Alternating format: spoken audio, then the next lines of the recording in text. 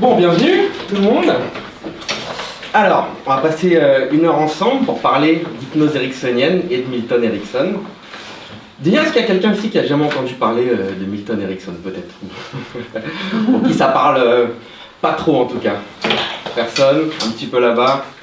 Ok. Je vais essayer de vous expliquer un petit peu les grands principes, son travail, et donc un peu l'hypnose ericksonienne au travers de ce personnage de l'hypnose. Alors, moi j'étais un jeune hypnotiseur quand j'ai découvert les travaux de Milton Erickson, et c'est vrai que pour un profane, ça peut paraître un peu compliqué peut-être, Milton Erickson, on imagine tout de suite des choses très compliquées, psychiatre, hypnose. Et je trouve que ce qui apparaît quand on commence à lire Erickson, c'est que finalement c'est plutôt simple, parce que dans sa vision de l'hypnose, et dans les phénomènes hypnotiques, dans des choses qu'il peut présenter, c'est des choses qu'on connaît tous au final. Des petits phénomènes hypnotiques, souvent il va utiliser les souvenirs, donc des moments qu'on a tous vécus. Je vais vous donner un peu des petits exemples. Je pense que ça nous est tous arrivé de fixer un point le soir fatigué et de se laisser partir un peu dans les pensées, d'avoir un peu le champ de vision qui se rétrécit, d'oublier un petit peu les gens autour, de plus vraiment entendre ce qui se passe quelques secondes. Alors je dis pas que c'est une transe hypnotique, mais je dis que ça peut ressembler, on peut retrouver un petit peu de ça. Les amnésies, alors en hypnose ericksonienne, Milton Erickson il va les utiliser beaucoup, les amnésies spontanées en sortie de transe hypnotique. Et je pense que c'est pareil, c'est un des phénomènes qu'on a tous vécu. Je vais citer des exemples un peu bêtes, mais on est tous partis dans une pièce chercher quelque chose. Donc, sur le coup, c'était hyper important. On voulait vraiment aller le chercher et arriver dans la pièce, qu'est-ce qui se passe? On oublie, l'amnésie spontanée. Voilà. Des exemples un peu de petites choses qu'on peut retrouver dans l'hypnose. On pourrait parler des hallucinations un peu sensorielles, négatives. Là, au moment où je vous parle, vous n'avez pas le contact des vêtements, vous imaginez pas, vous ne ressentez pas tout ce que vous êtes en train de ressentir techniquement. Si je vous en parle, là, vous allez fixer dessus. Mais sinon, on va dire que c'est pas, vous n'avez pas tout le temps conscience de ça. Et là, quelque chose dont c'est plus Roustan qui allait parler de ça, c'est, moi je trouve que dans les rêves, là vraiment on va retrouver le panel de ce qu'on retrouve de plus puissant en hypnose. Alors, je vais vous faire un peu la liste, un peu des petites choses qu'on peut retrouver. Déjà une hallucination visuelle, chose qu'on va retrouver en hypnose, dans l'hypnose de spectacle, pour parler des choses qui parlent à tout le monde. Voilà, on va voir des choses qui n'existent pas. Le rêve, déjà c'est une hallucination visuelle. Je suis endormi, mon conscient il est éteint complètement, et je vais commencer à avoir des images de choses qui se passent. J'ai pas le contrôle dessus, c'est complètement inconscient. Je décide pas pour la plupart des gens le soir à minuit de me dire je vais rêver que vous avez tous vos rêves, vous avez tous une idée de choses un peu farfelues. Et voilà, on va avoir une hallucination assez puissante dans un rêve, déjà un phénomène qu'on va retrouver dans l'hypnose. Mais il y a plein d'autres choses. La distorsion du temps, c'est un phénomène qu'Erickson a beaucoup expérimenté, qu'il a beaucoup décrit dans ses travaux. Un rêve pour vous, ça dure combien de temps en moyenne? À peu près pour vous, voilà. C'est le ressenti des rêves. Est-ce que, voilà, une petite fourchette, quelqu'un pourrait me dire, à son avis, combien peut durer un rêve en moyenne? 15 minutes. Ça va durer en moyenne, je crois, il y a eu des tests, entre 3 et 5-6 minutes. Ça dure pratiquement jamais plus. On a tous eu l'impression de faire un rêve qui peut durer toute la nuit. La distorsion du temps, voilà quelque chose aussi qu'on va retrouver dans les rêves. Mais on a aussi une hallucination de sensation dans un rêve, parce qu'un rêve c'est pas qu'une image. On a tous vécu des choses, des sensations un peu désagréables dans un rêve, ou agréables. En tout cas on sait que ça peut être très physique. Donc on va retrouver un peu ces petites choses par exemple dans les rêves. On peut même aller un peu plus loin avec changement de réalité dans un rêve. Dans un rêve, vous n'êtes pas vous-même forcément, vous n'êtes pas dans votre vie, dans votre appartement, vous pouvez rêver que vous avez une autre vie, et sur le coup, c'est complètement normal, on ne pose pas de questions sur le coup. C'est plus en sortant du rêve qu'on se dit, attends, c'est un peu étrange quand même, mais sur le coup, c'est normal. Ou alors quand on commence à se dire, je suis pas dans un rêve là, généralement, il y a du conscient qui vient se mêler, généralement, en tout cas pour moi, c'est la fin du rêve, en tout cas quand on commence à se poser la question. Et changement de réalité, parce que sur le coup, dans un rêve, on peut retrouver ça dans des phénomènes d'hypnose assez puissants, sur le coup c'est normal, on ne se pose pas la question, c'est la réalité à un moment donné. Voilà. Donc lui pensait, il en a parlé tout au long de sa carrière, que l'hypnose, moi je suis d'accord avec lui, c'est jamais complètement une découverte, je pense. Alors je ne vais pas rentrer dans le cliché que tout est transe, tout est hypnose, on va éviter ça aujourd'hui, mais moi perso quand j'hypnotise, je vais souvent, pour annoncer un phénomène hypnotique, expliquer que c'est quelque chose qu'on peut ressentir. que ne pas ressentir quelque chose. On a tous eu l'impression qu'on avait le portable dans notre poche, on en était persuadé, et puis au final on le sentait, on discute avec un ami, je sais que mes clés elles sont dans ma poche, je les ressens, au moment où je touche, elles y sont parties. Comme j'étais persuadé, j'avais l'idée que, finalement je les ressentais. Donc, je vais essayer de vous présenter un petit peu l'hypnose ericksonienne, quelque chose qu'on peut croiser un peu tous les jours donc.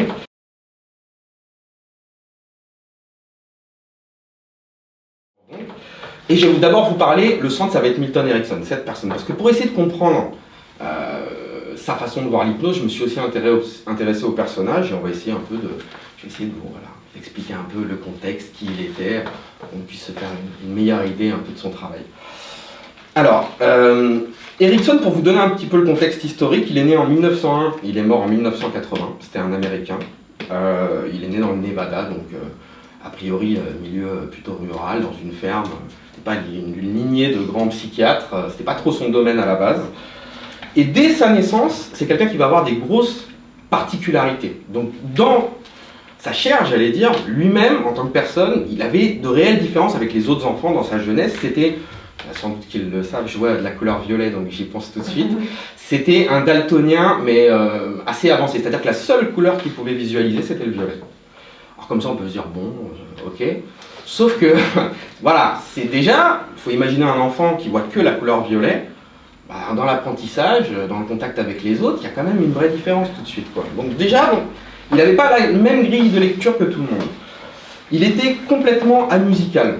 Alors, amusical, je ne sais pas si vous voyez un peu ce que c'est, c'est-à-dire qu'il ne pouvait pas apprécier la musique, en fait. Pour lui, la musique, c'était des gens qui crient. Donc, vous pouvez l'imaginer dans les chants religieux le dimanche matin à la messe, voir tout le monde en transe hypnotique, porté par quelque chose avec des chants, mais pour lui, voilà, il devait regarder ça un petit peu. Donc quelqu'un qui avait des vraies différences, donc qui observait déjà le monde avec une grille de lecture complètement différente. Et il avait des grosses aussi difficultés de lecture. Je ne sais pas si on peut parler de dyslexie, je n'ai pas l'information exacte, alors je ne vais pas affirmer qu'il était dyslexique. En tout cas, il avait des gros problèmes de lecture, pareil, encore une grosse différence. Et il a compris très tôt, on lui a fait comprendre très tôt qu'il y avait peut-être d'autres façons d'imaginer les choses. Je vais vous faire voir un petit exemple que j'avais inscrit là. C'est une des révélations, je regardais quelque chose où on parlait un peu de son travail, et pour moi ça résume un petit peu aussi sa façon un peu de voir les choses différemment. Il avait un problème pour différencier les M et les E. Bon. Il essayait, alors est-ce qu'il y a des gens dyslexiques ici? Non, personne, non. Après, tout le monde, c'est évident ici, M, E, et pour lui c'était très compliqué. Voilà, il galérait, c'était impossible pour lui de faire la différence. Et un jour il y a un professeur qui est venu. Il dit, je vais peut-être essayer de lui expliquer d'une autre façon. Et tu lui as dit, écoute Milton, tu savais qu'il venait d'une ferme. Il lui a dit, écoute, t'as qu'à imaginer que le M c'est un cheval qui est en train de brouter dans la prairie. Voilà, on peut imaginer un symbole que ça pourrait ressembler à peu près à ça. Il dit, le E, t'as qu'à imaginer que c'est un cheval qui se perd. Et ça a été une révélation ça pour lui. C'est quelque chose de tout bête pour nous qui arrivons à faire la distinction, mais ça a été... Il parle d'une révélation à ce moment-là. C'est-à-dire, là où il n'arrivait pas avec sa façon de faire, avec sa grille de lecture, à différencier ça, le fait d'utiliser une symbolique, une métaphore, des choses qu'on va beaucoup utiliser en hypnose, ça a été, il décrit ça comme un éclair de lumière. Il a dit, j'ai vécu un moment incroyable. Ça a été, tout de suite, il n'a plus eu de problème avec ça. Le fait d'amener cette métaphore, pour lui, c'était illisible. Le fait d'imaginer ce cheval, il avait quelque chose de clair et net, il pouvait faire la distinction entre les deux. Il y en a beaucoup qui le savent, mais d'autres qui ne le savent pas. Il a eu une grave maladie, il a eu la polio à 17 ans. Donc à une époque où il n'y avait pas encore de vaccin, où c'était quelque chose, une maladie qui touchait beaucoup de monde. Il y avait beaucoup de monde qui se retrouvait handicapé par cette maladie. Il a frôlé la mort. En fait, on l'a diagnostiqué un peu tard. Le médecin de campagne lui a diagnostiqué la polio. Le temps qu'on le ramène dans l'hôpital le plus proche, ça s'était un peu aggravé. Bon, je pense qu'il y en a qui connaissent l'anecdote, mais il y a 3-4 professeurs, médecins qui sont venus, qui ont analysé, et c'était déjà très avancé. À l'époque, ça se soignait, je crois que c'est quelque chose qui se soignait pratiquement pas. On faisait ce qu'on pouvait pour limiter les dégâts, mais il était dans un état déjà très grave, et les médecins vont venir dans sa chambre, l'examiner, il y avait sa mère dehors, et ils vont expliquer à sa mère, écoutez, c'est trop tard, il ne passera pas la nuit, avant demain matin, il sera mort. Et il va entendre ça, de sa chambre, de son lit, et ça va beaucoup l'énerver au final. Déjà, il n'y avait pas eu vraiment de tact apparemment dans la façon d'annoncer ça à sa mère, c'est-à-dire, voilà, votre fils, avant demain matin, c'est fini, il sera mort. Et là, il va se faire une promesse. On peut voir aussi la force de caractère. Il va se dire, je vais les faire mentir, ces médecins. Il va se dire, moi, je vais tenir jusqu'à demain matin. Il va, un peu parce que vexé, un peu aussi par instinct de survie, il va se passer quelque chose de fort. Il va dire, je vais tenir jusqu'à demain matin pour les faire mentir. Je vais voir le soleil se lever. Et la légende de Milton raconte qu'il a pris un miroir. Il a demandé à ce qu'on lui pose, parce qu'il n'avait pas directement vu sur la fenêtre, un miroir sur son bureau pour qu'il puisse, dans le reflet, voir le soleil se lever. Il va tenir 3 jours comme ça, difficilement. Et au bout de 3 jours, il va tomber dans un coma très profond et il va faire, je crois, 1 semaine à peu près de coma. Et il va se réveiller complètement handicapé. Il ne pouvait plus du tout bouger. Donc il va se retrouver à 17 ans, enfermé dans son corps, je crois qu'on peut le dire complètement. Alors, on va remettre le contexte, 17 ans dans le Nevada, donc en 1918, il n'y a pas de télé, il n'y a pas de radio, il n'y a pas Netflix. Donc voilà, les journées très très longues. Donc, il va se retrouver un peu coincé dans son corps, il ne peut plus se servir de son corps, à ce moment-là, il lui reste que le mental, quoi, finalement. Et il va commencer à développer des aptitudes pour observer les gens. Alors, il va faire avec ce qu'il avait sous la main, c'est-à-dire ses parents, sa famille, ses frères, ses sœurs. Il va développer une attention au comportement humain, qu'il avait sans doute déjà en lui, mais il va développer quelque chose d'assez puissant. Il y a cette anecdote aussi qui est assez parlante. Il était coincé dans sa chambre et il arrivait à deviner l'humeur de la maison en fonction des bruits de pas. Donc, le pauvre, il était coincé. Des fois, voilà, la vie, les gens venaient le voir, les parents, mais il y a des moments où ils étaient dans d'autres pièces. Et il se concentrait sur la façon, le bruit des pas pour essayer de déterminer l'ambiance. C'est-à-dire de savoir si les gens étaient plutôt cool dans la maison, ou s'il y avait une tension, ou s'il se passait quelque chose. Et juste avec ça, il va réussir, voilà, il va développer une écoute du mental, du comportement humain. Il va s'ouvrir un petit peu voilà, aux autres et essayer de détecter, à comprendre l'humain. Voilà, forcer un petit peu à cause de cette maladie. Et il va récupérer, petit à petit, en quelques mois. Il va récupérer complètement et totalement de cette maladie. Et il va faire un petit voyage initiatique au bout de quelques mois. Il va partir faire une balade d'1 mois sur le fleuve. Alors je ne sais pas c'était quoi le fleuve à côté du Nevada, j'ai un doute, mais bon, pas grande importance. Et il va partir avec $5 pendant 1 mois à l'aventure. Bon, les parents, non, si, c'est bon, je vais y aller quand même. Il voulait un peu expérimenter ça. Il va revenir avec $10 et voilà, en 1 mois, il va aller de ferme en ferme, il va discuter avec les gens, il va découvrir un peu pas mal de choses. Il va commencer à mettre des petites stratégies en place pour se faire aider, pour se faire nourrir gratuitement. Et pareil, une anecdote qui résume un peu bien la personne, il avait une petite technique, c'est que de temps en temps il s'arrêtait sur le côté du fleuve, il sortait sa barque un peu difficilement parce qu'il avait fait un peu de rééducation, il avait encore un peu de mal. Et quand il voulait repartir, ramener la barque, il avait un peu de mal, c'était très lourd. Donc quand il voyait quelqu'un qui passait, il aurait pu aller lui demander ce qu'on aurait tous fait au final, excuse-moi, est-ce que tu peux me donner un coup de main? Il avait une autre stratégie, c'est qu'il attendait que les gens viennent, il faisait semblant de pêcher, il se posait comme ça, et puis il attendait qu'on vienne le voir, qu'on lui parle. Il ne demandait rien, il expliquait aux gens qu'est-ce que vous faites? Moi je travaille dans la ferme à côté, et toi qu'est-ce que tu fais? Je pêche. Et puis à un moment il demandait qu'est-ce que vous allez faire après, juste après au fermier ou à la fermière? Ah moi je vais aller traire les vaches, je vais aller faire ceci, cela. Et évidemment les personnes lui disaient mais toi qu'est-ce que tu vas faire? Je vais repartir là justement. Ah tu vas repartir? Tu veux peut-être que je t'aide? Pourquoi pas? Donc voilà, déjà il commence, on pourrait utiliser le mot manipuler. Moi, ça me fait pas peur, j'espère que ça vous fait pas peur ce mot, parce qu'il manipule gentiment, mais on va être clair dans la carrière de Milton Erickson. Oui, c'est un manipulateur.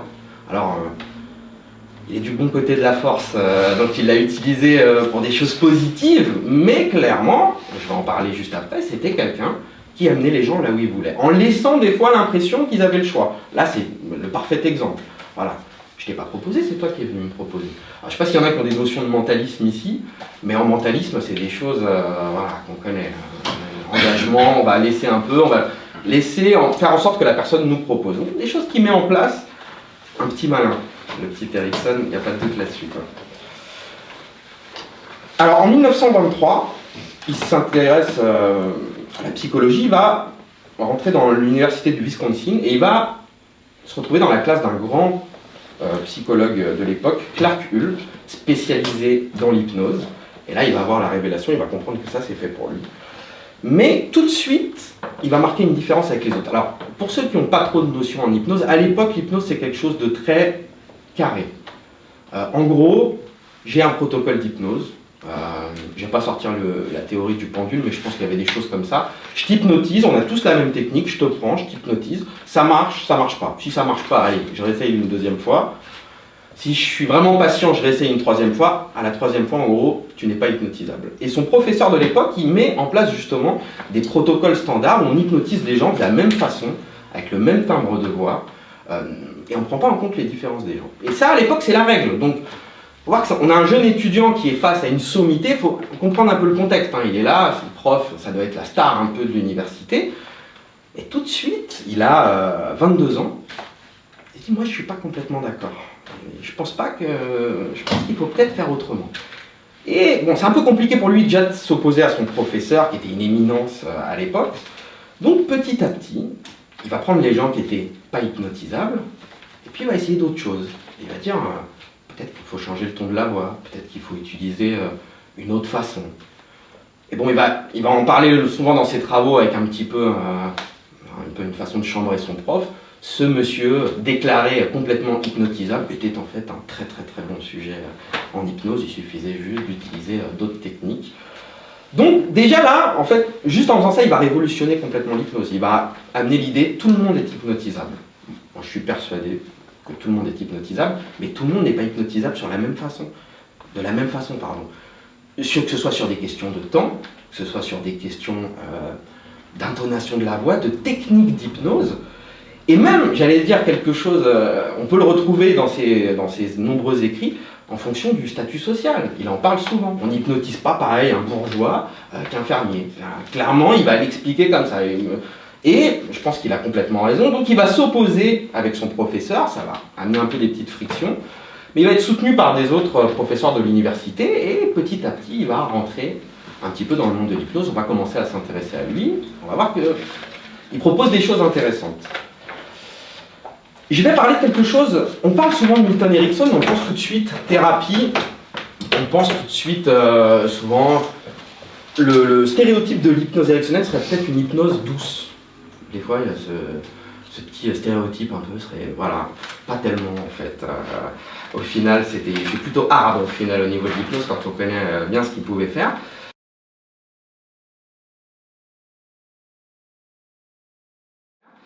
Et il va se poser des questions, je pense que des questions que tout le monde a pu se poser ici, soit des professionnels de l'hypnose, des profanes en hypnose, tout le monde a pu se poser ces questions. Il va beaucoup expérimenter pour savoir concrètement c'est quoi la limite en hypnose. Voilà, question que je pense que tout le monde s'est posée. Et je vais déjà vous lire un petit texte, une question, je pense que vous allez voir ça tombe sous le sens. Même si le mystère nous fascine, il nous effraie aussi. C'est probablement dans cette situation que se trouvaient la plupart d'entre nous en découvrant pour la première fois les concepts erronés de l'hypnose si répandus dans le public. Il est donc tout à fait naturel que parmi les questions essentielles qui ont prévalu dans les premiers stades de l'histoire de l'hypnose, on se soit interrogé sur les capacités à soigner, mais aussi sur les dangers potentiels de l'hypnose.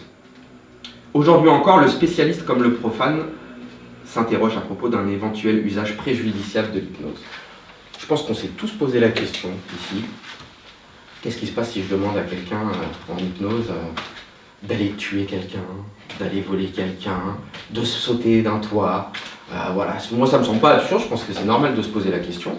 Et bien, Erickson aussi, il s'est posé la question. Mais il n'a pas fait que se poser la question, il s'est dit je vais essayer un petit peu. Donc il s'est un peu amusé, enfin amusé je sais pas, et il a dit je vais tester quelques petits trucs. Alors, je vais vous citer quelques petites expérimentations qu'il a pu faire tout au long de sa carrière, longue carrière. Donc, il va déjà nous parler, il va donner son avis, je trouve que c'est super intéressant, sur un test qui avait été fait par Roland en 1939. Il va prendre ce Roland 4 sujets, et un serpent à sonnette, il va le mettre au milieu d'une pièce. Alors, en décrivant apparemment, il y avait une espèce de cage en verre qui n'était pas visible. Vraiment. Et il va se demander, ok, si je hypnotise les gens et que je leur demande d'aller attraper le serpent par le cou et de le secouer, concrètement, qu'est-ce qui se passe? Donc il va essayer ce test-là. Et à votre avis, qu'est-ce qui s'est passé, du coup? Ils vont le faire. Il y a 3 sur 4 qui vont le faire. Qui vont attraper le serpent, qui ne vont pas se poser de questions. Enfin, au final, il y avait la vitre, mais qui allait clairement pour l'attraper. Il va faire aussi un autre test, ce Roland, c'est qu'il va prendre 2 flacons. il va leur dire il y a de l'acide dedans, il va expliquer ça au sujet, il va dire vous allez prendre, il les hypnotise, il les met en transe, il va dire vous allez prendre le jet d'acide, vous allez le jeter au visage de quelqu'un. Et bah pareil, sur les deux, désolé de décevoir tout le monde, bah les deux ils vont vouloir jeter, il y avait de l'eau à l'intérieur, hein, rassurez-vous, mais ils vont quand même essayer de le faire. Alors, Erikson, il va parler de ce test-là, et je trouve que c'est super intéressant. A priori, si on lit ça à froid, on se dit, ok, bon, bah, je fais ce que je veux avec les gens, l'hypnose, on peut faire ça. Sauf Erikson, il va dire, ok, on va essayer de comprendre un petit peu ça. Ce Roland, c'était quelqu'un, voilà, les gens savaient déjà que c'était quelqu'un de sérieux. Il va parler de la confiance. Il fait à quel point les gens, ils ont fait ça parce qu'on leur a dit sous hypnose, ou ils ont fait parce que finalement, ils avaient confiance en la personne. Donc il va expliquer, il va parler du rapport un peu hypnotique. Il va dire, voilà, ok, d'un point de vue, quand on voit le test, on peut se dire, bah ok, je fais faire ce que je veux à quelqu'un avec l'hypnose, et il dit, mais attention, est-ce que les gens avaient confiance? Est-ce qu'on ne peut pas faire n'importe quoi à quelqu'un, juste si la personne nous fait confiance? Est-ce que vous, ici dans la salle, il n'y a personne qui a été manipulé par quelqu'un dans sa vie, qui l'a amené à faire quelque chose qu'il ne voulait pas, sans l'hypnose? Voilà. Est-ce que ça ne vous est pas déjà tous arrivé? Donc il va mettre ça un petit peu en parallèle pour vous dire, attention quand même. Mais il va quand même aussi tester des choses, brûlure volontaire. Il va prendre un sujet, il va lui faire une anesthésie du doigt, il va lui dire ok, tu vas prendre une allumette et tu vas gratter l'allumette et tu vas mettre l'allumette en dessous de ton doigt. Il s'est dit on va voir ce qui va se passer. La personne a gratté l'allumette, a mis en dessous du doigt, et là je cite Erikson, désolé pour les gens un peu sensibles. Je lui ai fait effectuer l'opération jusqu'à ce que l'on sente dans la pièce l'odeur de chair brûlée. Voilà. Jusqu'à ce que le sujet me regarde un peu agacé, on peut comprendre un peu le petit jeune homme, voilà, qui lui demande est-ce que c'est bien nécessaire? Et Erikson lui a dit avec toute confiance oui, c'est nécessaire. Le sujet a dit ok, donc je continue. Voilà, puis le sujet est revenu, il a réessayé l'expérience, il s'amusait, c'était un jeune étudiant en psycho. Voilà, donc il va tester un peu, il se pose des questions, moi je peux pas lui en vouloir, je trouve que c'est bien quand même que certaines personnes l'aient fait. Les enfants, on fait pas ça à la maison, surtout, mais voilà, il s'est posé certaines questions. Sur celui-là, c'est une réussite, mais sur d'autres, ça va être un peu plus compliqué. Il va prendre un petit jeune, pareil, il avait un campus à lui, donc il a beaucoup travaillé dans les universités, donc il avait tous les sujets qu'il voulait pour expérimenter. Il va prendre un petit jeune, il savait que ce petit jeune avait des petits problèmes financiers, il va lui dire, j'ai besoin de toi pour faire une expérimentation en hypnose. Et puis sous transe hypnotique, il va lui dire ok, tu vas aller voler ton camarade de chambre discrètement, tu vas lui prendre de l'argent dans son portefeuille. Et à chaque fois qu'il faisait ça, parce que là cette personne-là ne connaissait pas trop Erikson, la personne elle sortait de transe. Elle faisait exprès de casser la séance. Il faisait des amnésies post-séance, la personne ne voulait pas prendre les amnésies. Il va essayer 1, 2, 3, 4 fois. Autant les séances d'hypnose étaient un échec, autant la personne n'est pas partie voler son camarade de chambre. Au bout d'un moment, il va laisser tomber et il va se rendre compte en fait, que cette personne hors transe hypnotique, elle est partie se renseigner sur Erikson en fait, pour aller demander un petit peu à tout le monde, mais est-ce que c'est un gars sérieux, ce type Erikson? Est-ce que c'est une personne de confiance? Donc finalement, Erikson, il va se rendre compte voilà, que la confiance, s'il n'y a pas de confiance, on ne peut pas faire n'importe quoi à quelqu'un sous hypnose. Et sa conclusion sur le danger, on va passer à des choses plus sympas après, hein, rassurez-vous, c'est quelle que soit la force et la nature de la relation hypnotique, elle n'altère pas le caractère sacré de l'intimité personnelle. Cela semble relever de l'état d'éveil qui en assure la protection. Donc en gros, je peux te faire n'importe quoi avec l'hypnose, mais aussi sans. Mais si tu n'as pas confiance et que tu n'y crois pas, si je ne t'ai pas dupé, tu ne le feras pas de toute façon. C'est son avis sur l'hypnose, sur les dangers, sur la manipulation en hypnose.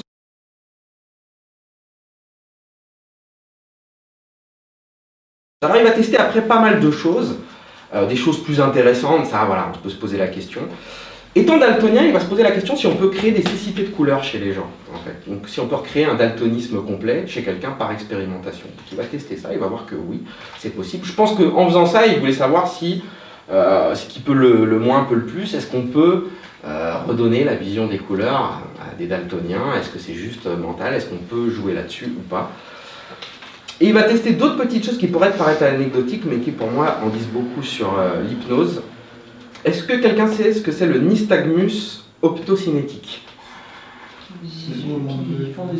Exactement. Le réflexe des chemins de fer, on appelle ça. Exactement, c'est ça. En gros, vous l'avez tous fait peut-être enfant. Je suis dans le train, je suis dans la voiture. Si je me mets de côté sur la fenêtre et que je regarde l'horizon au loin, je ne peux pas fixer l'horizon fixement. Mes yeux vont balayer et suivre les arbres, les voitures. Je ne sais pas si vous avez déjà fait ça étant enfant. C'est un réflexe qu'on ne peut pas contrôler. En fait, à l'époque, quand quelqu'un prétendait être aveugle au niveau des assurances ou des choses comme ça, on faisait faire ce test-là. C'est simple, si la personne elle est vraiment aveugle, elle voit rien, donc ses yeux ne bougent pas. Si tu n'es pas aveugle et que tu feins d'être aveugle, eh ben, tout simplement, en 3 secondes, on va voir tes yeux qui bougent. Tu ne peux pas contrôler consciemment ce réflexe. Eh ben, Erikson, il va se demander, ok, ben, qu'est-ce qui se passe si je mets la personne en transe et que je lui suggère qu'elle ne peut pas avoir ce réflexe-là? Voilà. En gros, est-ce qu'avec l'hypnose, je peux aller au-delà des capacités? Donc, il va faire le test. Et la conclusion, bah oui, clairement, en amenant une cécité sous hypnose, en rendant les gens aveugles le temps d'une expérimentation, je précise, sous hypnose, ils arrivent à inhiber ce réflexe. Alors là, on peut se dire, ouais, ok, c'est bien. Non, sauf que là, en fait, moi, si je lis Erikson, le connaissant, ayant beaucoup travaillé sur lui, je vois quelque chose de caché. À une époque où l'hypnose, elle est beaucoup critiquée, là, il dit, ça, c'est la preuve que l'hypnose, elle existe, là, à ce moment-là. Parce que sans hypnose, tu ne peux pas contrôler. Tu as beau essayer de t'entraîner, tu ne peux pas, c'est un réflexe humain. Sous transe hypnotique, je te prouve que là, ce réflexe, tu peux l'inhiber. Donc, en disant ça, il dit, il y a sans doute beaucoup de choses à expérimenter en hypnose. Il y a peut-être des choses qu'on ne peut pas contrôler consciemment, des choses qu'on ne peut pas maîtriser. Bah, avec l'hypnose, il y a peut-être possibilité de faire quelque chose. Là, ça, on dirait, ça ne peut pas servir, a priori, on ne peut pas s'en servir pour beaucoup de choses, mais il y a plein de choses qu'on ne peut pas contrôler consciemment, qu'on aimerait contrôler consciemment, qu'on peut contrôler avec l'hypnose. Ça, c'est un peu, à mon avis, la conclusion qu'il voulait avoir avec ce test-là. Et il y a un autre test, pareil, qui va être hyper intéressant pour moi, c'est la vasodilatation et la vasoconstriction. Il va prendre 7 sujets, Erikson, et non entraînés à l'hypnose. Il va leur dire, vous allez mettre vos mains, 2 mains sur le bureau comme ça. Il dit, vous allez refroidir la main gauche, vous allez réchauffer la main droite. Bon, vous pouvez essayer comme ça, il ne se passe rien. Sauf qu'il y avait des contrôles en fait, sanguins à ce moment-là pour voir s'il se passait quelque chose. Sans hypnose, échec sur les 7 sujets. Donc vous essayez de réchauffer la main, c'est pas possible. Avec hypnose, les 7 vont réussir à manifester une vasoconstriction donc pour le froid, je ne dis pas de bêtises, les nerfs qui se resserrent, et vasodilatation pour la main qui se réchauffe. Et pareil, un peu pour ça veut dire que si j'essaie, moi, consciemment, de m'amuser à essayer de réchauffer ou de refroidir une des mains, c'est pas possible. Enfin, quelqu'un de pas entraîné, a priori, ne peut pas y arriver. En testant, il ne se passe rien, il n'y a rien qui change. Avec l'hypnose, c'est possible. Voilà, il le prouve. Et il va aller un peu plus loin, il va se demander, ok, mais sans hypnose, et après les avoir entraînés à faire ça, qu'est-ce qui se passe? Il y en a 4 qui vont réussir, sauf que les 4 qui vont développer une transe hypnotique à ce moment-là. Donc naturellement, après s'être entraîné à l'hypnose, ils vont se resservir de l'hypnose. On va même leur dire, mais total, ils disent, mais c'était spontané, je suis reparti en hypnose pour me servir de ça. Et avec l'auto-hypnose, en les entraînant, en disant, ok, je t'apprends à faire ça, les 7 vont réussir à faire ça. Ça m'a fait penser, moi je travaille pas mal avec les sportifs, et j'ai travaillé beaucoup avec des apnéistes. Je trouve que c'est un sport passionnant, il se passe plein de choses pour les apnéistes. Et on a découvert il n'y a pas longtemps, en 2017, on s'est un peu posé la question des scientifiques du CNRS, qu'est-ce qui se passe dans le corps d'un apnéiste quand il descend? Et on s'est rendu compte qu'inconsciemment, leur corps simulait des choses que les animaux marins peuvent amener, c'est-à-dire que le sang allait se concentrer autour du cœur, du cerveau. C'est quelque chose qu'ils ne contrôlaient pas, qu'ils ne savaient pas, mais on s'est rendu compte de ça. Donc c'est-à-dire, est-ce que si je prends un apnéiste débutant, et que je l'entraîne à la transe hypnotique, quelqu'un qui veut passer des paliers rapidement, je peux peut-être l'amener à lui dire que tu n'as pas besoin d'irriguer tes jambes, ça ne sert à rien en apnée statique, tu vas dépenser de l'oxygène bêtement. Ça peut amener, par exemple, moi je trouve que ça laisse une ouverture pour pas mal de choses, ça et pas mal d'autres choses. Donc il va tester un peu tout ça, je pense, dans une curiosité de l'hypnose pour se demander, ok, qu'est-ce qu'on peut faire, qu'est-ce qu'on ne peut pas faire avec l'hypnose, quelles sont les limites. Voilà, il va tester pas mal de choses, il va tester aussi des choses sur des maladies comme le syndrome de Gilles de la Tourette, qui va suivre plusieurs cas comme ça, et il va réussir à entraîner les gens et à les faire contrôler certains des symptômes, voilà, là où apparemment sans hypnose c'est compliqué d'obtenir des résultats. Il va réussir aussi sur pas mal de modifications comme des choses aussi variées que les cycles de menstruation, voilà, sur l'infertilité. Il va travailler sur pas mal de choses, il va obtenir des résultats. À chaque fois il dit voilà, on va voir, mais il y a quand même des résultats, en tout cas. Donc il va se rendre compte qu'on peut faire pas mal de choses avec l'hypnose, en tout cas.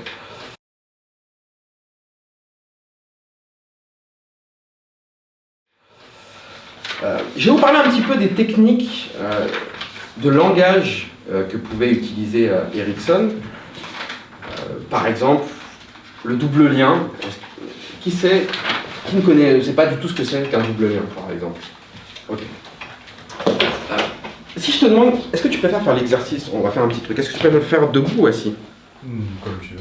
Monsieur, je te laisse choisir, qu'est-ce que tu préfères? Debout. Ok, on va pas faire d'exercice, mais voilà, ça c'est un double lien en fait. Excuse-moi, un petit piège, désolé. Alors, en gros, là je t'ai pas demandé si tu voulais être sympa avec moi et faire l'exercice devant tout le monde. Je t'ai demandé de quelle façon tu voulais le faire. Est-ce que je t'ai pas donné le choix? Je t'ai donné deux choix. Tu veux le faire debout ou assis? Donc je t'ai un peu manipulé, je suis désolé. Hein, le temps de l'expérience pour... Voilà, donc ça, il va utiliser beaucoup de choses comme ça. Je parlais d'un manipulateur. Voilà, pour laisser des fois l'impression aux gens qu'ils ont le choix, alors qu'ils n'ont pas du tout. Voilà, ça c'est très très ericksonien dans le langage, dans les techniques. Alors ça peut être pour quelque chose de simple en transe comme quelle main va monter sans que tu le sentes, quelque chose de tout bête, mais ça peut être aussi puissant dans de la thérapie. Est-ce que tu vas résoudre ça de telle façon ou de telle façon? Et souvent, même quand on connaît le truc, on a tendance un peu à suivre ça, on va pas se poser la question, et du coup on va se faire avoir et on va suivre un des deux. On va juste avoir l'impression de choisir, on va même se dire cool, j'ai le choix entre les deux, c'est bien, alors que pas du tout. Il va nous expliquer un petit peu, Erickson, comment il a eu cette idée. On revient à sa ferme dans le Nevada, on revient quelques années en arrière. Quand j'étais enfant, je vivais dans une ferme, et il arrivait souvent que mon père me dise « Veux-tu nourrir d'abord les poulets ou bien les cochons? Et ensuite, comment veux-tu commencer par remplir la réserve de bois ou bien pomper l'eau pour les vaches dans la ferme ?» Ce qui m'apparaissait à cette époque, c'est que mon père me donnait un choix, moi en tant que personne. J'avais le privilège fondamental de décider quelle tâche je ferais en premier. Ce qui ne m'apparaissait pas du tout alors, c'est que ce privilège fondamental reposait entièrement sur l'acceptation subordonnée de toutes les tâches mentionnées. Je me retrouvais engagé involontairement à effectuer les tâches qui devaient être faites, mais on me donnait le privilège fondamental d'en déterminer l'ordre. Je ne m'apercevais pas que j'acceptais d'être placé dans un double lien, la tâche devait être exécutée, il n'y avait pas moyen d'échapper à cette réalité qu'il fallait mettre du bois dans la cuisinière pour cuire mon petit déjeuner et que les vaches devaient avoir de quoi boire. C'était des faits contre lesquels je ne pouvais rien. Voilà, donc, il va utiliser ça, une petite anecdote qui est sympa, qui est connue sur Erickson. Il parle d'un jour où son père essayait de rentrer une vache dans l'étable et la vache était coincée au milieu de la porte, elle voulait plus bouger. Donc son père essayait de tirer pour la rentrer dans l'étable, mais elle ne voulait rien savoir. Donc Erickson, il est arrivé par derrière, il a tiré sur la queue de la vache pendant que son père tirait de l'autre côté. La vache agacée, elle a dit « Ok, je rentre. » Alors que si en quelque sorte, je te pousse des deux côtés, à un moment c'est agaçant, je choisis un côté. Voilà. Donc il va développer un peu ces techniques, c'est des choses qui sont très présentes dans le travail d'Erickson, et il va développer d'autres techniques de langage. Le yes set, quelque chose qu'on a retrouvé dans la communication qui parle à pas mal de monde. On retrouve grossièrement ça dans la pub aujourd'hui, mais alors vraiment grossièrement. Vous aimez le luxe? Ouais. Vous aimez les belles voitures? Carrément. Vous aimez les belles femmes? Aussi. Eh bien, vous allez aimer la nouvelle voiture. Oui, je l'aime, voilà. En fait, bon, là, je vous le fais un peu graveleux, quoi, mais... En fait, voilà, il va utiliser des effets comme ça. En gros, si je m'engage sur une série de oui, j'ai plus tendance à dire oui. Voilà, une technique qu'il utilisait, gadget un peu parmi tant d'autres. C'est un peu la théorie de l'engagement, on peut retrouver des choses comme ça. Voilà, des techniques ericksoniennes. On a les présuppositions qui sont un peu proches du double lien. Si je veux que tu fasses quelque chose, je pourrais te demander, donc si je te demande si tu veux le faire, tu peux me dire oui, non. Si je te fais un double lien, je te dis est-ce que tu vas le faire comme ça ou comme ça, tu n'as pas le choix, c'est de cette façon ou de cette façon. Mais je peux aussi y mettre un peu plus de choix. À quelle vitesse tu vas le faire? La question c'est plus tu vas le faire, tu vas réussir, tu vas pas, c'est juste à quelle vitesse. Toi, ouais, c'est vrai, à quelle vitesse je vais le faire. Donc, de quelle façon tu vas le faire? Comment tu vas t'y prendre? Qu'est-ce que ça va te faire une fois que tu l'auras fait? Voilà. Donc je décale la question, très ericksonien, très malin. Et alors ça peut paraître tout bête. Mais il peut se passer des choses assez puissantes en utilisant ce genre de technique. Je vais citer un exemple. Je crois qu'il n'y a pas une personne ici qui est passée cette année dans ces conférences et qui n'a pas cité Antoine Garnier. Donc je vais faire pareil, je vais citer Antoine Garnier. Je vais lui dire bravo et merci pour son travail aussi comme tout le monde.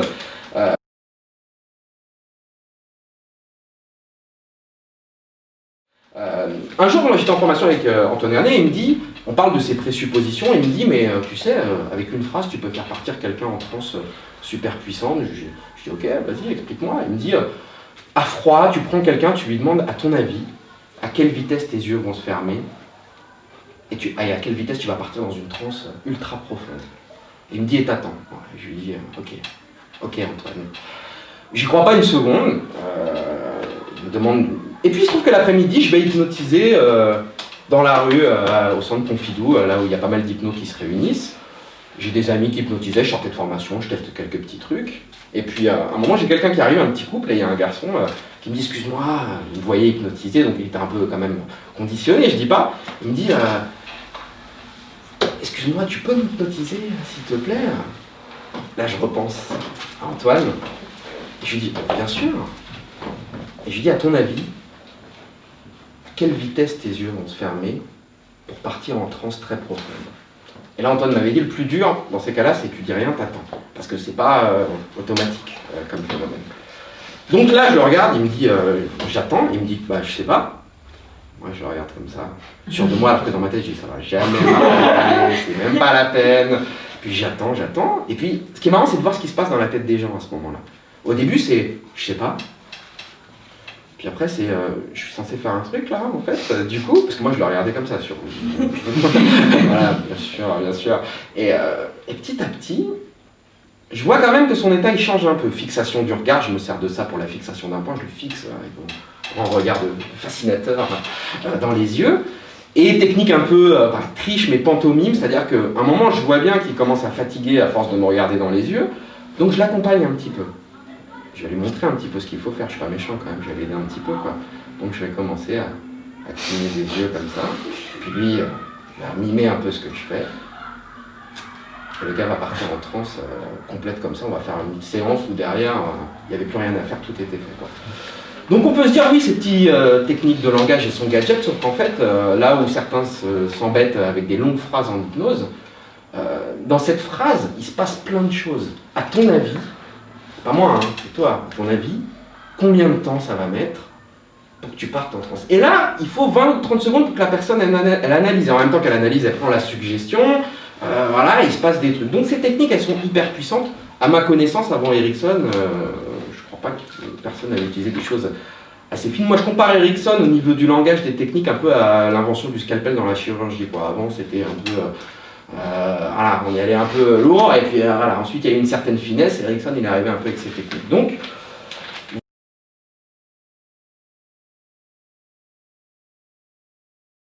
voilà, la technique de confusion, je ne vais pas vous faire de démonstration là, histoire de garder tout le monde à peu près attentif, quoi, mais bon, les techniques de confusion... je vais vous raconter n'importe quoi pendant 10 minutes. Ayez conscience de votre main droite, de votre main gauche. Imaginez-vous avoir conscience de votre main droite, de votre main gauche dans un miroir. Je fais en sorte de raconter n'importe quoi pour que la personne en face se dise « mais qu'est-ce qu'il est en train de me raconter, le gars ?» Et au bout d'un moment, je vais placer quelque chose de très clair et là, tu te laisses partir. En fait, c'est simple, hein, si j'ai quelqu'un qui me parle allemand pendant 10 minutes dans les oreilles, si j'entends quelqu'un en français qui me dit une belle phrase bien claire au bout d'un moment, merci, je te remercie. Et donc je vais l'apprendre complètement. Donc voilà un peu cette technique toute bête. Et si un jour vous voulez faire voilà, en conversationnel quelque chose à quelqu'un, vous lui racontez n'importe quoi pendant 10 minutes, à un moment vous lui dites l'idée, vous voulez lui placer, vous allez voir qu'il va vite s'accrocher dessus. Ça va être très agréable de comprendre quand on ne comprend rien pendant quelques minutes.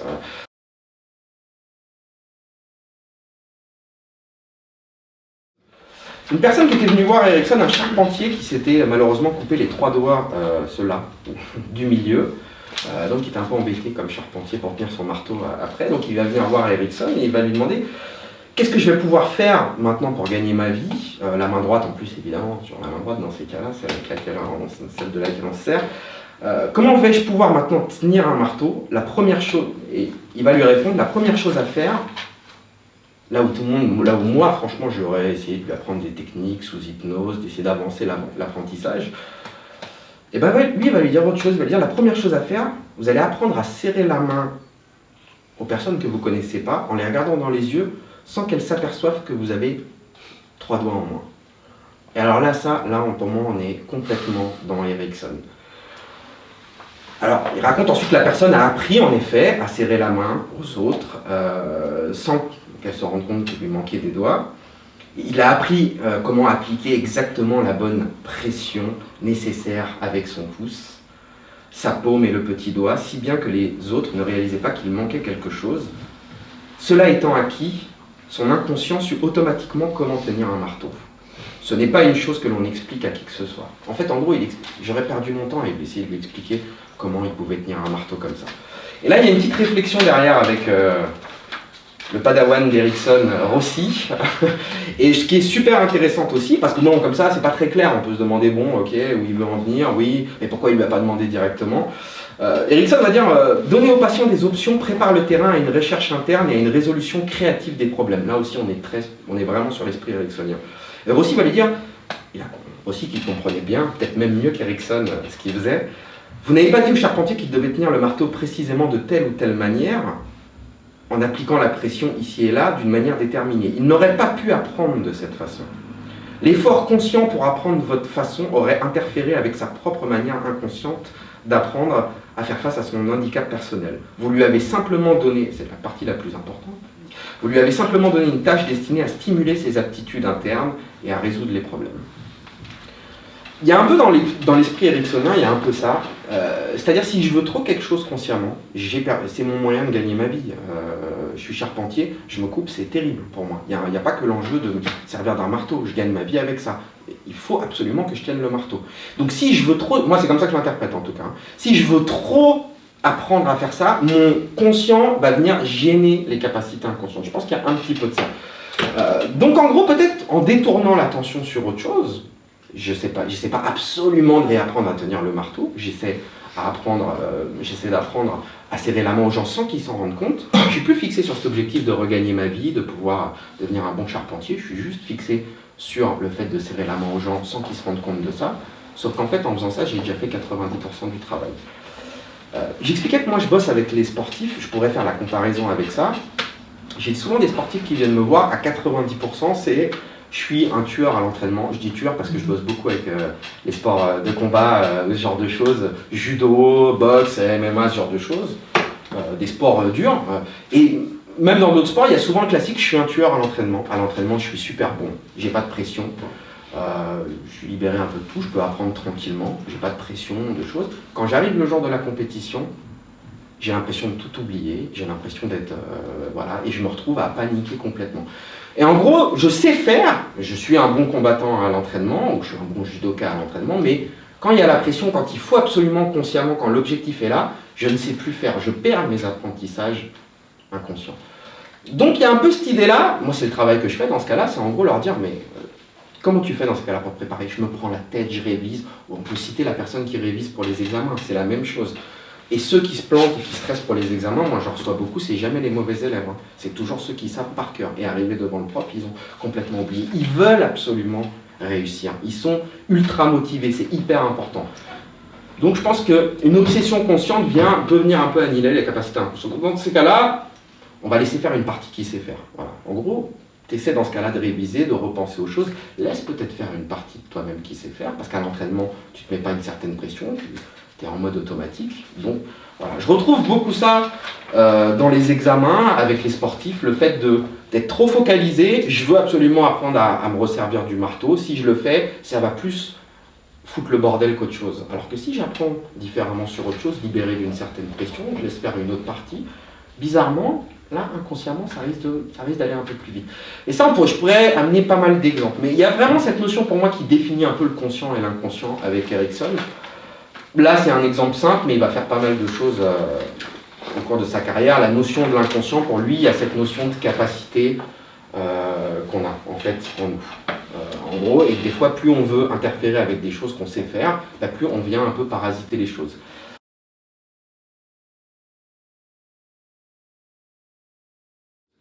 Moi, ça me rappelle une petite anecdote un peu toute bête, mais quand j'étais petit, le soir, quand je rentrais de l'école, et je coupais pour aller plus vite par un petit bout de forêt. Bon, c'était pas grand-chose, hein. Je traversais pas l'Amazonie, mais je traversais un petit bout de forêt que je connaissais, j'avais pas peur, j'avais traversé avec mes parents les premières fois, donc je le connaissais. Alors en été, il faisait beau, il faisait soleil, je traversais tranquillement. Par contre, en hiver, il faisait nuit, mais comme mes parents m'avaient appris à le faire, je me prenais pas la tête, je traversais, je passais, et je le faisais tranquillement. Et puis un jour, il y a un pote à moi qui vient avec moi et qui me dit, il voit que je traverse, il me dit, qu'est-ce que tu fais? Je dis, bah, je traverse par là. Il me dit, je peux venir avec toi? Oui, viens avec moi. Et c'était en hiver, donc il était 18h, donc il faisait déjà nuit. Et lui, c'est la première fois qu'il le faisait, quoi. Donc en gros, il n'était pas très rassuré.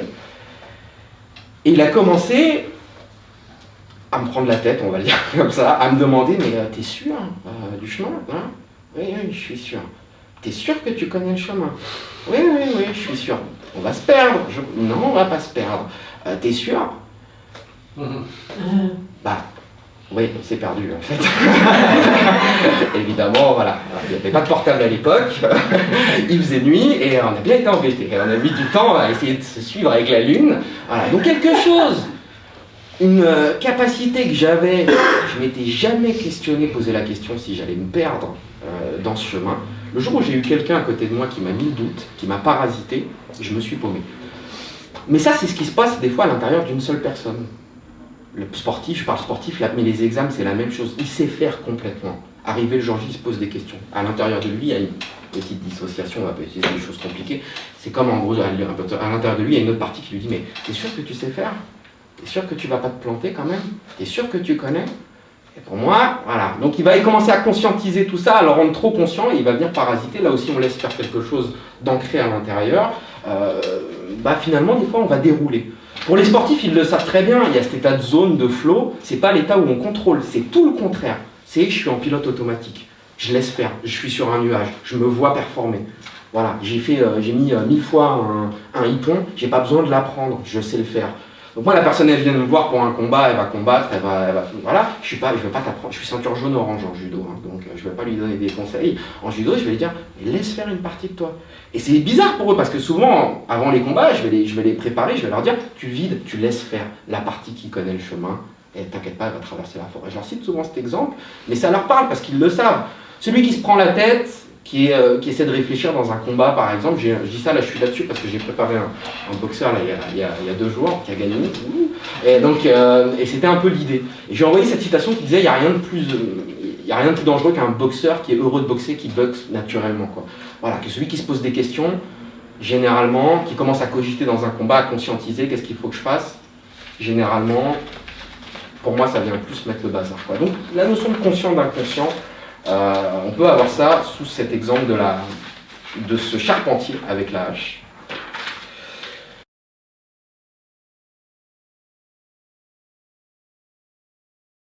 Et on peut en avoir un autre avec un petit jeune qui avait un problème d'énurésie, donc de pipioli, hein, pour expliquer très clairement les choses. Et donc cet enfant, il avait 10 ans, il mouillait son lit malheureusement toutes les nuits. Donc là, on a vraiment un processus inconscient, c'est-à-dire voilà, là où inconsciemment tous on va bloquer les choses, lui la nuit malheureusement il ne pouvait pas. Ses parents étaient compréhensifs, mais quand même ils lui mettaient une certaine pression, il faut que tu fasses. Et puis ils ont utilisé une petite carotte en lui disant, il voulait un petit chien, comme tous les enfants.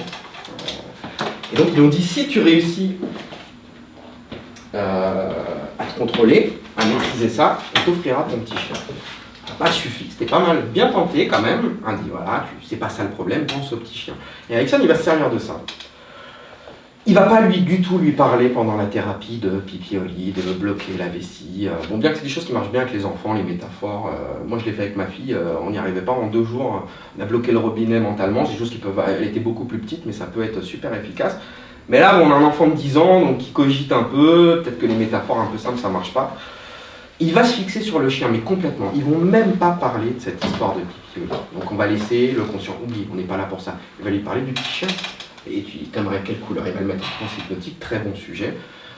Il est comment le petit chien? Tu le voudrais blanc, noir? Il va développer ça. Il va lui développer quelle portée, imagine, il va lui faire, bon, Erickson, hein, c'est qu'Erickson, quand il hypnotise, il visualise le chien, les parents du chien, la maison dans laquelle il est, voilà, c'est Erickson, et on part sur ses présuppositions, ses techniques de langage, il va lui dire à un moment, tu vas bientôt avoir un petit chien, bientôt. Tu peux choisir la date, présupposition, tu as le choix, hein, c'est toi qui décides. Mais je sais que tu peux l'avoir, ce petit chien. Donne-toi le temps.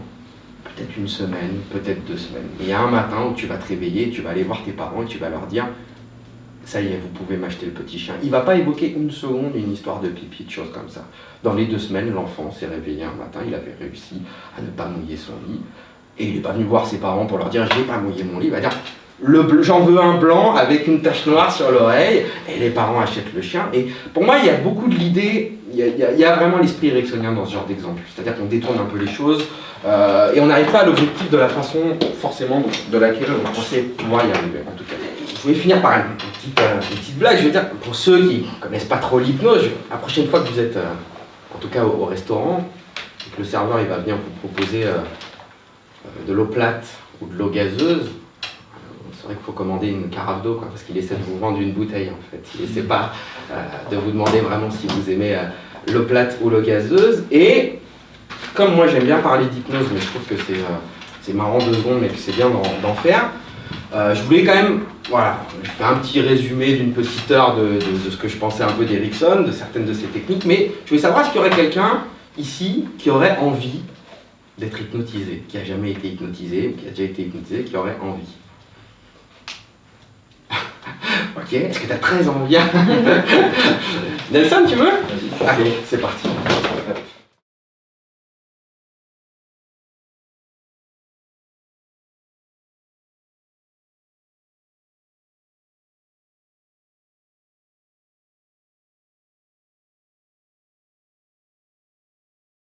Okay.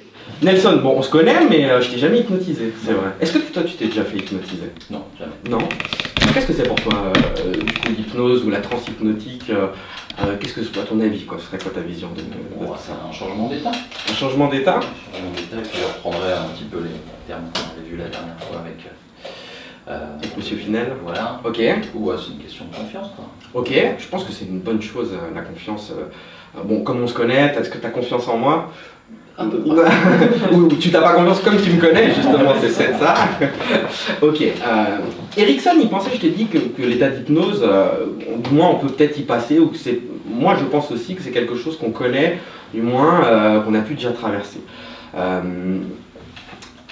Fais-moi voir tes mains. Ok. Ce que je vais te demander, je sais que c'est peut-être des fois un peu désagréable d'avoir les gens qui te regardent, tu vois, qui te fixent et tout, comme dans une pièce de théâtre. Donc, je vais te laisser le choix de choisir le point sans devoir les regarder, les fixer. Celui que tu veux. Tu vas choisir. Vraiment, tu as le choix sur le point que tu veux. Voilà. Choisir pour être le plus confortable. Alors ça peut être quelque chose, n'importe quoi, et tu vas laisser tes mains. Et une fois que tu as fixé le point, ce que je te demande, c'est vraiment de fixer le point. D'accord. Ok, parce que je pense que ça va t'aider à partir en transe hypnotique du coup. Donc la fixation d'un point, on sait aujourd'hui, il n'y a pas de doute, que ça amène au bout de quelques secondes un état un peu étrange. Ça peut commencer par l'impression de zoomer sur ce point. Des fois, tu as peut-être ce réflexe un peu que le regard bouge un petit peu du point, mais consciemment, volontairement, je vais te demander au début de le ramener sur le point. Ce serait un petit peu comme ces patterns un peu hypnotiques qu'il peut y avoir sur YouTube, si on tape hypnose, des choses un peu, cette spirale, ou l'impression un peu d'être absorbé. Et si j'étais Erickson, je te dirais que ça peut ressembler à quelque chose que tu as déjà connu. Comme le moment où tu es chez toi, après une grosse journée de travail, je sais que tu as des grosses journées de travail, et où tu vas fixer un point. Tu peux penser à quelque chose dans ces moments-là, ou tu peux penser à rien, parce que ça fait beaucoup de bien aussi de penser à rien. Et sans parler de choses compliquées, il y a déjà souvent le fait de fixer un point comme ça, l'idée d'être un peu absorbé dans un moment. Et je parlais tout à l'heure du fait que les phénomènes hypnotiques, on peut les croiser à certains moments de la journée, de la nuit. Dans ces moments-là, quand moi ça m'arrive en tout cas, tu vois, je fixe le point, et puis non seulement mon champ de vision il se rétrécit, là je le fais en même temps que toi carrément, et puis je m'en fous un peu de ce qu'il y a autour. J'entends plus vraiment ce qu'il y a autour. Et je pense que si j'avais mal quelque part pendant quelques secondes, j'oublie parce que je suis dans mes pensées.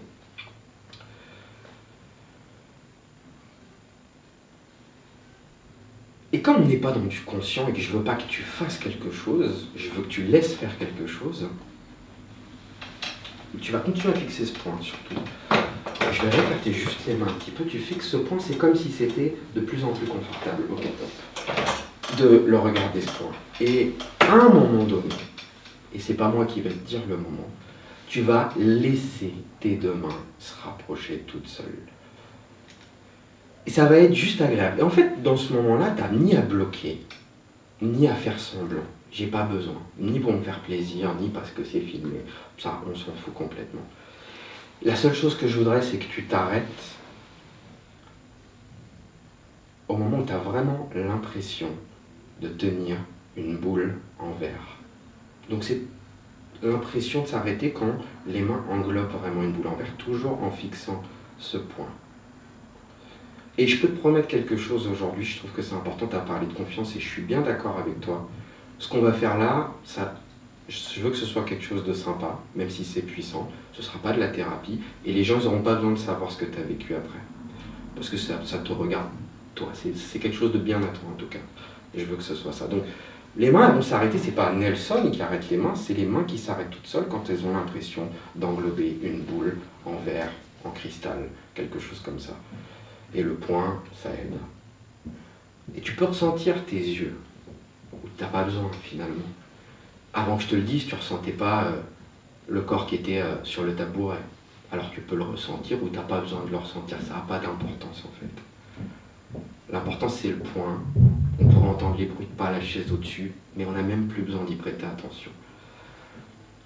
On imagine les phénomènes hypnotiques quelque chose de puissant, mais la nuit on n'entend pas ce qui se passe, c'est pas qu'on devient sourd, c'est que quelque part notre cerveau il prête plus attention à ce qui se passe autour. Ça peut être une capacité. Imagine, tu as besoin de bosser, il y a du bruit autour, et tu arrives à amener cette capacité de te couper de tout ce qui se passe autour. Quand les mains, elles auront l'impression d'englober, elles ne bougeront plus, et le point sera fixé. Et même si je passe devant, c'est pas gênant.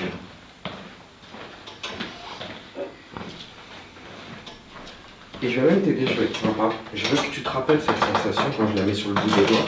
Tu te rappelles du coup d'une espèce de mémoire sensorielle. Qu'est-ce que ça fait justement d'être le contact avec le verre ou le cristal, tu vois? Je veux que tu imprimes ça vraiment profondément au fur et à mesure que tu regardes le point. Et que tu te rappelles bien de cette sensation. Et du coup, comme ça, tu peux la ressentir sur tous les doigts après. Et soit tu vas les sentir, les yeux qui se ferment, ou tu vas pas les sentir. Ou ils vont pas se fermer en fait. Si c'est plus confortable pour toi, ils se ferment.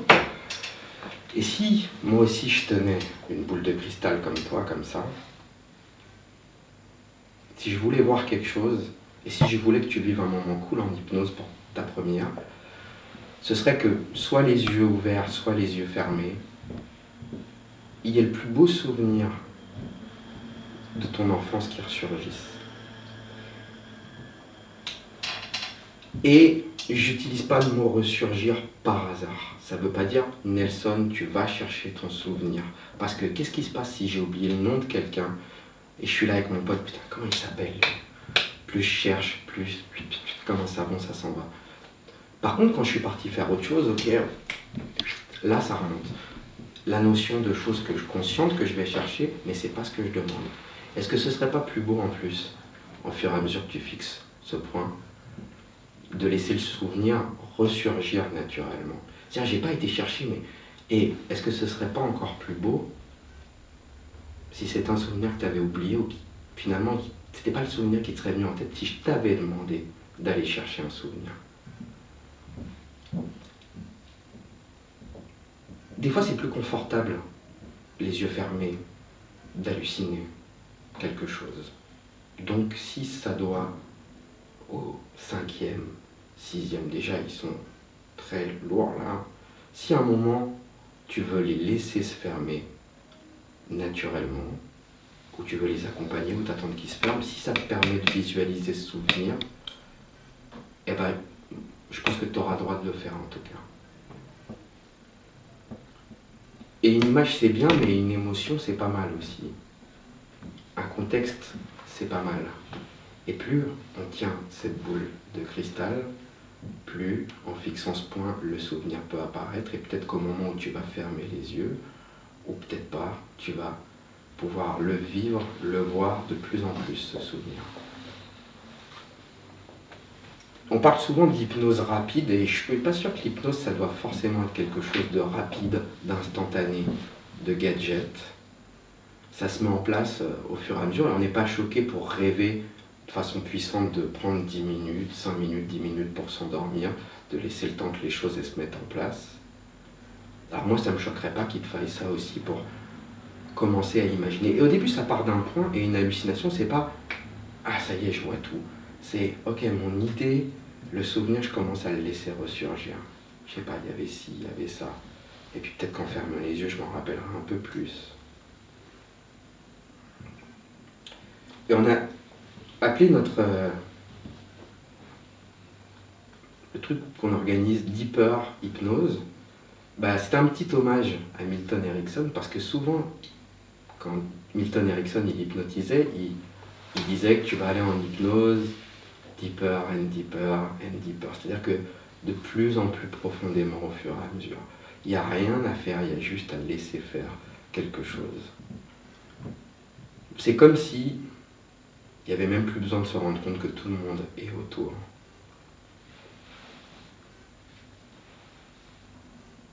Et quand je vais te claquer des doigts, mais ce ne sera pas tout de suite, pour t'aider à le revivre, je vais te suggérer à ce moment-là de laisser les yeux vraiment complètement se fermer.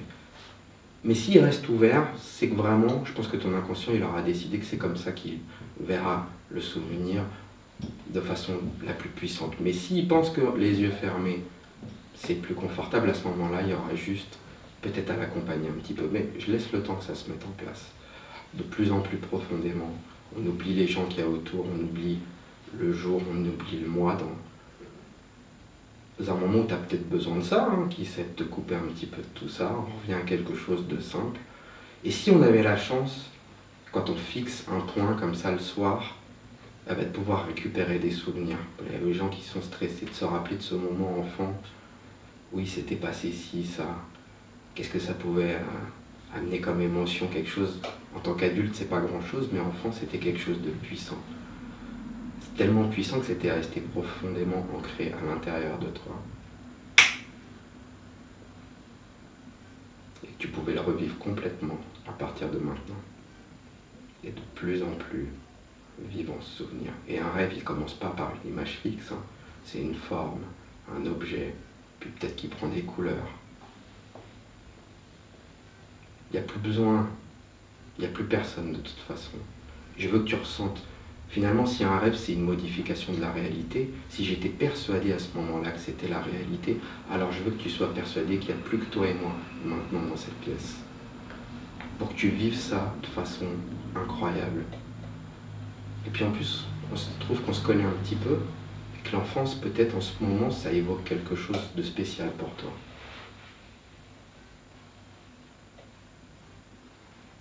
Mais une émotion, j'ai écrit un article il n'y a pas longtemps sur les larmes, et il y a plusieurs types de larmes, et il y a des larmes belles qui peuvent vraiment nous amener quelque chose de beau. Moi, j'interdirais à tout le monde, à ces personnes qui ne sont pas là, de te demander ce que tu as vécu aujourd'hui, parce que ça t'appartient, et c'est pas moi non plus, parce que si tu m'as donné ta confiance, qui va te demander ce que c'était ce souvenir. Je veux qu'il te serve à quelque chose dans le futur, à un moment important de ta vie en ce moment, je sais. Est-ce que toi-même en ce moment tu as peut-être vécu des choses qui font que dans quelques années, quelqu'un pourra être à ta place et se rappeler de quelque chose de fort. Tu vois, moi je pense que c'est juste ça l'hypnose. Une fois qu'on sort un peu des gadgets, des choses un peu de spectacle un peu ridicule, c'est déjà une émotion, je pense, quelque chose de fort, une sensation de cette boule de cristal. Et une émotion, on la revivre, comme un rêve. Et si on arrive déjà à 50-60% d'un rêve, c'est déjà fort.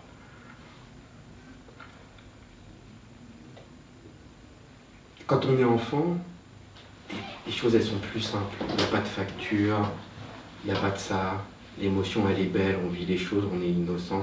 C'est des émotions pures, je veux que tu revives ça complètement. Je veux qu'en revenant tout à l'heure, tu puisses garder un peu de cette simplicité et de ce moment et qui te serve pour quelque chose de positif.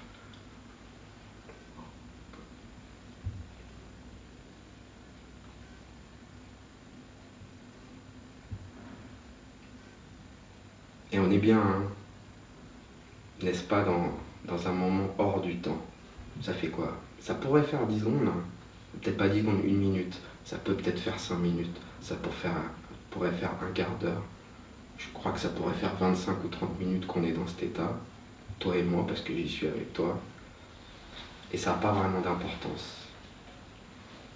Si tu veux, je te le permets, enfin je t'autorise, je te propose, quand je reclaquerai des doigts, tu pourras laisser les mains se rapprocher. Plus les mains elles se rapprocheront, plus c'est comme si tu t'accaparais cette émotion, ce moment, tu pouvais le revivre complètement. Et qui, au moment où on ressortira dans quelques instants, rester quelque chose, ça puisse rester, et puisse te rester quelque chose de très fort et très positif pour les moments que tu as à venir très prochainement. Et que ça puisse peut-être amplifier des bons moments pour toi. Quand je claque des doigts, si les mains elles veulent se rapprocher, comme pour l'impression de pouvoir s'approprier ce souvenir, bah tu as le droit de le faire. Et ça t'appartient.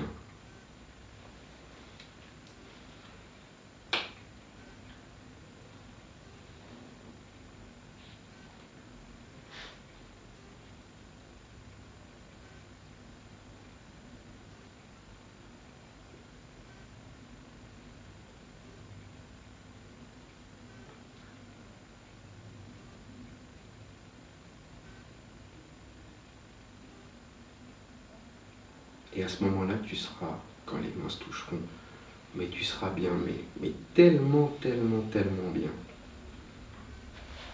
que même moi, au final, là, j'ai plus vraiment d'importance à ce moment-là.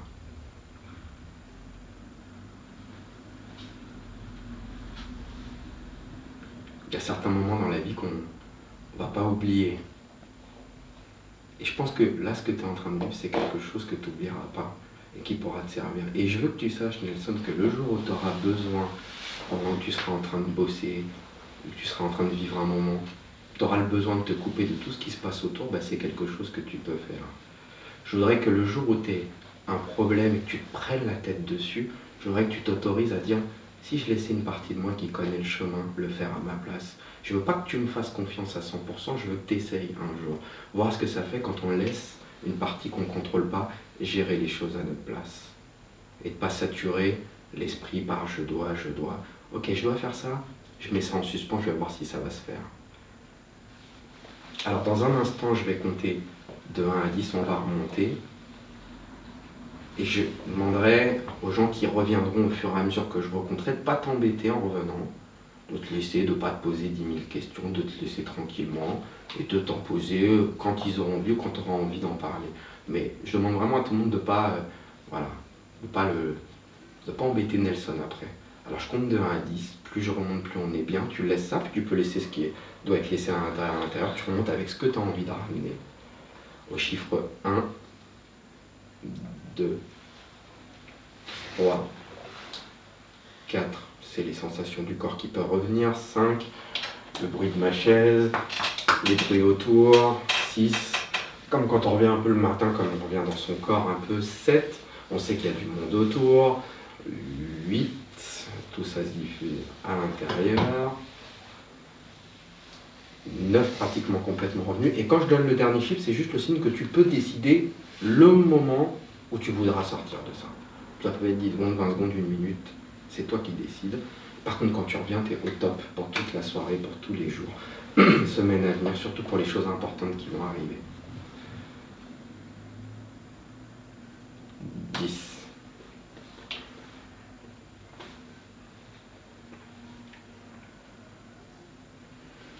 Ça va? Je vais te débarrasser. Ok, comment ça va?